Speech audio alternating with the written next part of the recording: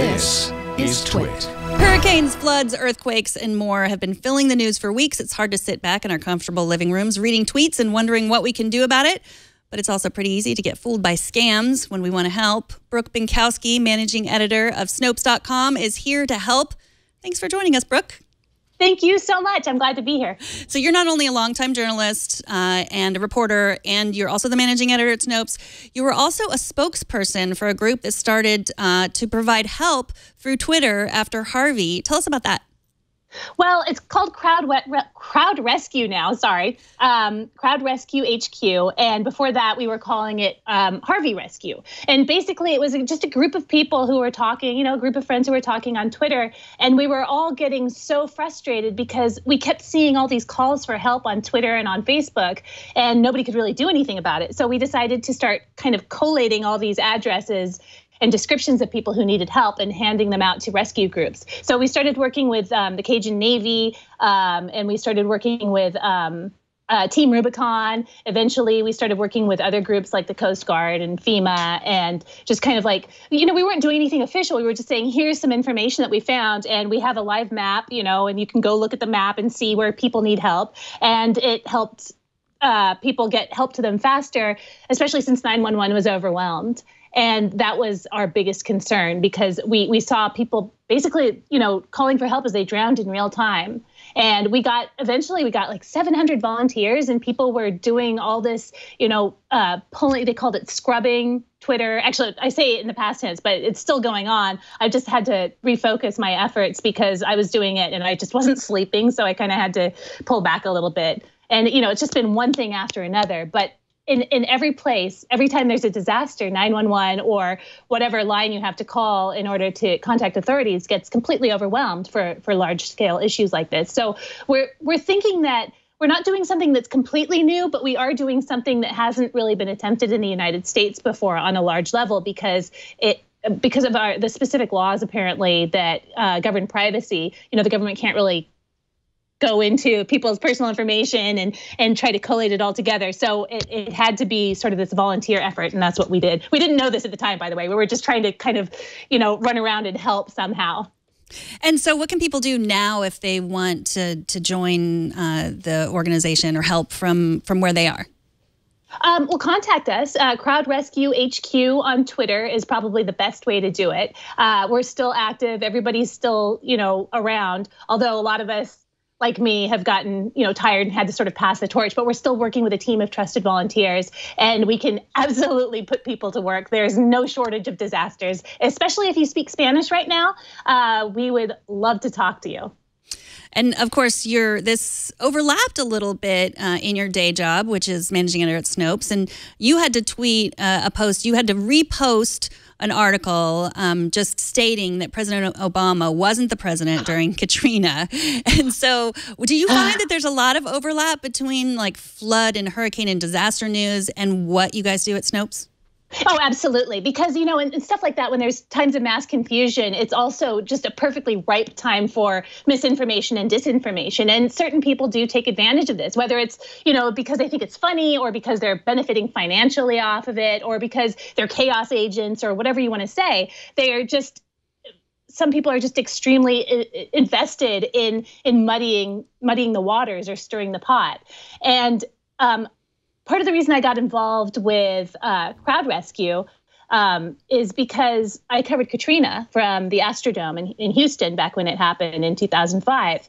And it indelibly marked me. I mean, it indelibly marked a lot of people. But as a reporter, it sort of made me refocus my journalism. I started out wanting to be a conflict reporter and a war reporter and, all that glamorous stuff, like charging off to battle on your white steed, or however people think of themselves when they're doing conflict situations. And I didn't avoid conflict as a journalist after that, but I refocused everything to humanitarian concerns, because I realized that there is much more important work to be done as a journalist that is overlooked in the humanitarian sector and the rebuilding efforts and what happens afterwards. And a lot of that is dealing with the kind of nasty rumors that come up afterwards. So you use the phrase chaos agents, which I hadn't heard and I love. Like, do you run into that a lot? Like when you're writing pieces on Snopes, that's who is creating this, just a chaos agent just doing it for laughs? Yeah. Oh, absolutely. For the lulz, right? So I unfortunately didn't coin that phrase. I've been reading a lot of white papers about disinformation efforts, particularly coming from Russian government agents and things like that. And of course, the reason we're reading about that is because it's happening in real time around us. And I don't mean to go into Russia truther territory or anything like that, but there definitely is a significant amount of misinformation and disinformation that's coming out of Russia and Macedonia and a few other countries.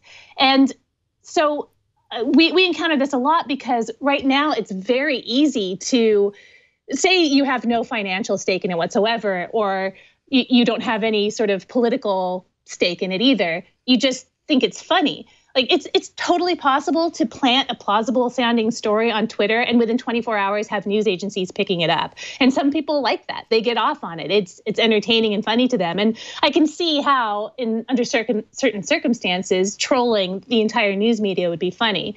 But unfortunately, in situations that are already chaotic, it causes significant problems and puts people's lives at risk. And so, of course, a lot of people, as you mentioned, are doing this for financial reasons. Do you have any recommendations for people if they want to donate money or even go and donate time to another organization? Do you have recommendations on how to vet those sources? Yeah, I mean, there are lists on top of lists of places that you can donate to or that you can volunteer with. I think right now in the rebuilding efforts, post Harvey and Irma in particular, and I'm not even focusing for the moment on Maria and I can't even remember the rest of the names of the. Yeah, but there's another. Oh, well, anyway, it's just been one after the other, and plus the earthquakes in Mexico and just all the things that are happening and the flooding in Bangladesh and India. It's so overwhelming right now. So there are lists of reputable places that you can donate to. And again, they need money more than manpower at the moment, but I would say contact them. I know that the Red Cross has been getting a lot of bad press recently. A lot of that is fake news. Some of it is deserved. Some of the criticism that they get is deserved for mismanagement of funds in the past and things like that. But the things that you're hearing right now, I don't know if you are, but there's a lot of stories going around about how they're taking donations and selling them or burning them in dumpsters and, things like that. It's completely untrue. So I still consider them reputable. There's also the related, of course, Red Crescent. There's groups like Salvation Army, Cajun Navy, people on the ground. And then you can also find lists of places that have been vetted that are reputable on mainstream news sites, Washington Post, the Houston Chronicle, the Naples News is what I was reading today about the Irma cleanup. They all list local sources and local places that you can donate to, so you know that your money is going to local organizations that will help people directly. So there's a piece on Snopes that's been around for a while about a dog that saved a bunch of people's lives on 9/11. I believe her name is Daisy. And yes. I, like everyone else, wanted to believe that's true, but it's not. So now that there's a new dog, her name is Frida the rescue dog. There's a picture of her. She's wearing goggles, which makes her extra cute. And she allegedly saved many people after the Mexico earthquake. Can you just take us through when we see a story like this, how do we know whether it's true or not? I mean, I see her, she's getting some booties on with a guy who's in camouflage. Like, how do I know whether Frida is really saving people or not?